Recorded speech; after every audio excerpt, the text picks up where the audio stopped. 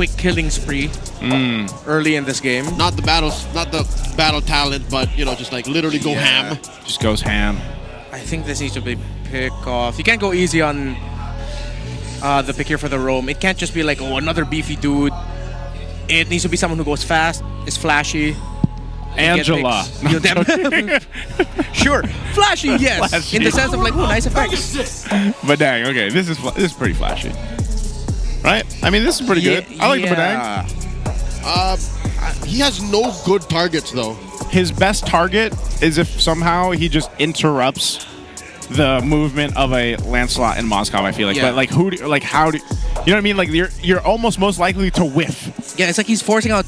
It's like this Badang is like okay, let me just force out dashes. Yeah, like most likely die a lot, which is good for the Fulvius. Yes. And I think at some point, wait, I can't recall who told me this, but Badang and Fulvius is a scarily good combo in a lot of scrims that we've been seeing, or actually we didn't see, but that we heard. Yeah, that we heard. A lot of streaks happening. Yeah, Badang Fulvius are a great combo in scrims leading up to season 16. Well, here we go. One last glimpse of the lineups here in the series for Game 3. It comes down to this one.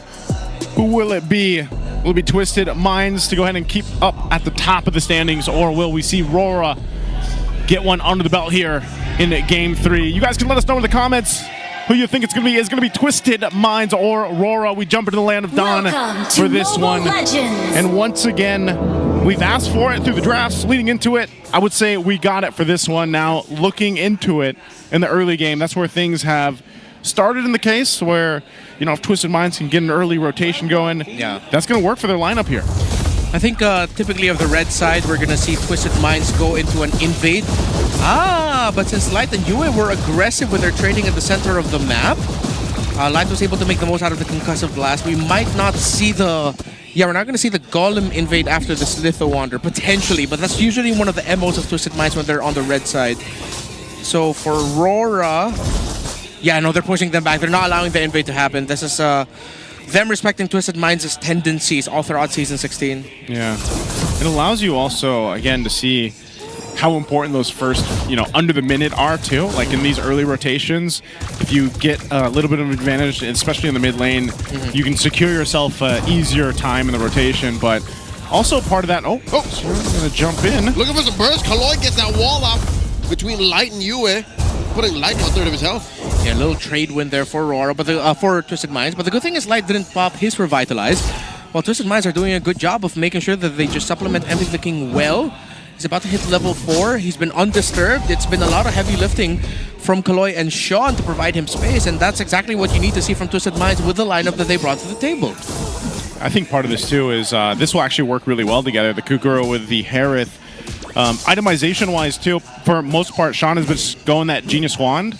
First item, I'm assuming he's going to do the same thing here, which will then help Nasha, even in the early fights, if Nasha decides to join them, because you're almost going to be forced to, in a sense, like, you always have to play that, do I just sit in the lane or do I follow through with Dominkite eventually when he spears in? Aurora needs to be careful here, because if they lose this turtle, Twisted Minds are going to continue the fight and try to invade the purple ball. Lanzu comes in, sends a flicker, and that's a lot of damage already on Aurora, but Kaloy gets taken down. The stun, Yue gets the takedown as well. Demonkite takes the turtle. AOG, MP the King gets cut. It's all Aurora. Light with the taunt onto 2 and the follow-up by the rest of Rora. Lanzu made the right decision to flicker forward and take that fight. Twisted Minds were just straight up countered by Light. Oof. And with that, I mean, a big lead this early on. Off of that one fight, 2,000 ahead. And they'll continue to put pressure. You can see Aurora is going to go ahead and play into that. It's just tough because even Twisted, when, you know, you were just saying it before that fight broke out, like if they decide to fight that and they lose it, that's going to be tough for them. So now Rora, with this bit of an advantage, will work into it. We're going to look at the replay here, though, brought to us, of course, by Infinix. And we jump in here. This is what we're talking about. The taunt, the unbreakable, and then the setup to follow there was just so much to deal with for Twisted, and even so, this AOG, after getting that level 4, catches in, gets a double for Yue, by the way. Edward even got that Land Shaker stun off onto MP the King at the perfect timing. That was just everything aligning perfectly for Aurora, while Twisted I think that's something that Lansu and Kaloy need to talk about a little bit more, whether or not Light has that taunt. Because yes, you are encouraged to initiate first Twisted through the Phobias, but now considering that you lost the first big fight, you're gonna have to think twice about it, and then yeah, check if Light has that taunt, because that's the biggest thing to stop your tempo of being able to just jump around in people's heads. Because now with the 2.4k gold lead, there's a high chance that if this Phobias gets caught quick, before he can actually get up in the air and start being a nuisance to Aurora, he's just gonna get blasted and bursted down. They got half the combo down at least, because Lansu went all in. Lansu used his flicker, and they could have sworn they were gonna wipe out Aurora, but again, it was stopped dead in its tracks. Punished hard. Yeah, part of this too is just the fact that UA gets an early double kill, gives them the Sky Piercer much faster, and that's something that Twisted will have to worry about as they approach some of these next fights here. Second Turtle's up. Rora trying to fight for control. This one's a little bit different though for Twisted Minds. They might just back off. It looks like MP's gonna go just grab his buff instead. Rora has complete control, and this is the right choice for Twisted, because if they did lose another fight around this one, honestly, it would be almost too much to come back to. Yeah, the problem right now though for Twisted Minds is it's a slower tempo in the sense that, okay, maybe it could just mean a little bit more farm time for Nausea and MP the King, but then you're up against a lineup that scales up very quickly. By minute 7, Rora are gonna be encouraged to just, you know, take every fight that they can have. They can be a little bit messy with it because they already have the right amount of items and advantage. Oh, there's a flicker and the full combo. Demonkite lives. Oh my God, survives. Oh, you've got Demonkite might even take down Sean. Sean gets away, but just barely. Oh, well played. Well played. Demonkite with an SOD from out of nowhere. You don't mess with my kite, brother. Kite Bros going up on the highlight reel for Rora. You can't blame Sean for wanting to get that kill. He almost took Demonkite down, but he had Thorned Rose just in time back to get out of the map. High frame up, and he wins the trade. Edward. Lansu, he can smell it. Edward dashing out of range. Lansu uses the flicker. Greedy. Fails to get the kill, and now here comes Demonkite Niue to punish. Gets that Infernal Pursuit on, but there might be too much damage. Lansu does not want to go in, and in comes the combo. Demonkite survives again, cheating death. How many times is he going to do this? On the Lancelot, they bought so much time in a push-down bot. Oh man, the smiling demon who cheated death twice. That's gonna go into every Clippers highlight reel for week 3, day 1. The Undying. Yeah, I get to be in clips. The Undying Demonkite right now, man. Again, this is why the Lancelot's so good. Gives you maybe a little bit too good, actually. You can call him the Unkillable Demon King. That's why I said the Undying, man. I don't think we can. No. That's why I said the Undying Demonkite. Be killed. Is what I'm saying, Turtle. Now less than half health. Light gets a taunt. Pops to revitalize all 3. Turtles go over to Aurora. They get MP the King down, slaying him. Now, and some damage onto Lansu. Lansu might not survive the taunt. Pins him down, serves up a kill to you. Twisted Minds are making a lot of tilted mistakes at this point. A little bit too eager. Nausea, you should not be taking this fight, dude. Nausea gets hit with that Spear of Misery. Demonkite pushing off of camera. Light looking for that taunt. Aurora just wants the turret. Yeah, they'll get the turret. They've shifted into full gear now for Aurora. Just taking fight after fight, win after win across the map. Got themselves a 7,000 gold lead. They've got all the turtles and everything else. So they're set up perfectly.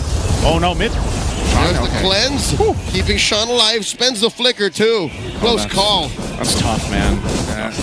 It has gotten out of hand. I mean, we did talk about it earlier. Minute 7, minute 6 leading up to it. Exactly at that moment, Rora, as we said, they're just taking fights. MP gets taunted by Light, but Light gets traded out for underneath tier 2. I'll take that trade any day. We're seeing a bunch of tilted minds at this point.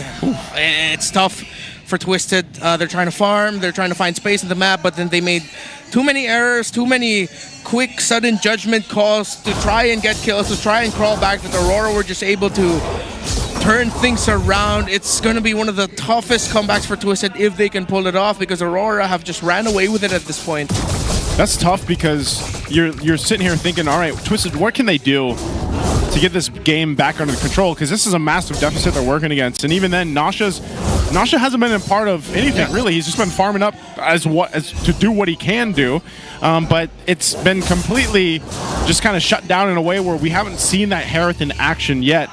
And maybe it's going to be some time because looking at the items here, you can see, is he in fighting form? He's got a Feather in Heaven and Starlium Scythe, but that's about it. That's not really enough to pump out the damage alongside what the rest of the team has to win any of these fights against Rora. Yeah, and Rora are going to be able to take this Lord without a problem. Twisted Minds, Nakshiesszzz doesn't have the items. He's not built to fight because the other members aren't built to fight. Wait, SOD? Nope, they're... I pressed it. Yeah. Okay, good zone out. No orange buff here for Twisted. They're going to be able to push a tower in the bottom lane, but they're going to lose tower in the mid. Oh, yeah. They'll lose that one. Lord making its way down bottom. These holy shields. Hold on. Do they pop? Okay, it doesn't pop just yet. DK took it. All right. Yeah. Yeah, DK got it. So they'll line these waves up.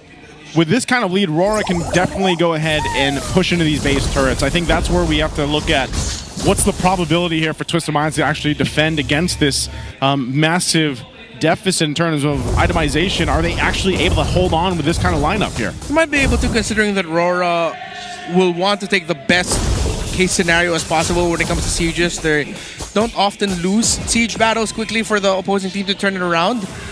So they're probably going to try and take down as much turrets as they can, but they're not going to try to end it just yet. If they do, that's because they were able to cash off someone on the side of Twisted who was overextending like this. Demonkite going hunting. Flushing Kaloy out of that brush, and they isolate him, delaying his recall, with the Lord making it all the way to the turret, putting it at about half health. Yeah, he's still staying down there, Kaloy. He might look for his own entry here on the backside. AOG by Light catches two, forcing that seven forcing to purify out of Nosha, and here comes that big combo. Light gets compromised, it's taken down. Kaloy answers back in kind. Oh, I stand corrected. Rora slipped there a little bit. Light was a little bit too eager with that AOG. They forced a flicker out of Edward. And I thought that Aurora would have considered the possibility that Kaloy wouldn't need to recall home. Yeah. He just stopped his recall, walked back to where he came from, was able to catch Yue, which forced Rora to just scramble. They're gonna have to respect the capability of Twisted Minds to make a comeback. Again, it's gonna take a long time. It's a 10,000 gold lead. Aurora are getting closer to the 40,000 threshold, while Aurora haven't crossed the 10,000 yet. That usually means Twisted Minds have a massive item and damage and defense disadvantage that Aurora can just throw bodies at. One of the main reasons why that happened is they were fighting under an inhibitor. There's a lot of free damage from Twisted Minds base that led to that overextension. But wait, Edward do they want to fight have the ult here. Oh, preempt! Empty the King's Traceless, taking him down. Free pickle for Aurora. Man, Light jumped in. I was like, all right, he AOGs. But then they knew that they could catch up to MP the King off of that. So this might have just given them the angle to push into some of these base turrets here, knowing that Twisted is down one member. Mad zoning. Sean looking to clear some bodies, dealing a lot of damage to Aurora, but Aurora's not having any of it. Kaloy with just 2 or 3 basic attacks from Dominkite gets put down a peg. Yeah, Sean doesn't have enough damage. Nakshiesszzz built the Holy Crystal, but at this point it's still not going to be enough. Too massive is the lead of Aurora. Not impossible, but again, way too difficult for Twisted to make a comeback. Hail Mary? SOD maybe? No, wait, no, Dominicite is the one with the SOD, so they're It's just it's more or less the same, man. You got to make a play, you got to make a miracle play happen. That was devious. What Aurora overcommitted to at the bottom lane was setting up for a free Lord anyways. They catch one! Again, it's MP! Sir, you did not need to be there at that moment. You saw the opposing team just got the Lord which spawned on the side of where your orange buff was. I think Twisted Minds have crumbled here, yes. I think you were right earlier, man. They're tilted. Should have. No, he didn't even click it. Yeah. He was just blindsided. He was tunnel vision to taking his buff.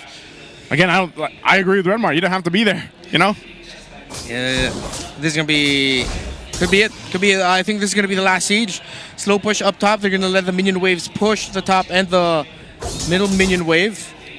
Yep, they don't need to go fast with it. They're going to let bottom push first. They're going to fight through there. Minions will come in through mid. Top side's going to come in. Endable here for Rora. There we go. Marching in the base with the Lord. Twisted on the defense. That's the Ionic Pulse thrown out. Traction towards them, forcing Nakshiesszzz to drop that Zaman Force. And they clear out that mid lane inhibitor. Top up next, Aurora, about 15,000 gold up. Literally fighting against Twisted Minds, who seem to be stuck in the Silver Age. They're facing off swords with RPG. Next up is the base. AOG full combo. They're trying to clear him out, but the base is in jeopardy. Down goes FB the King, and the base follows next. Aurora take the series.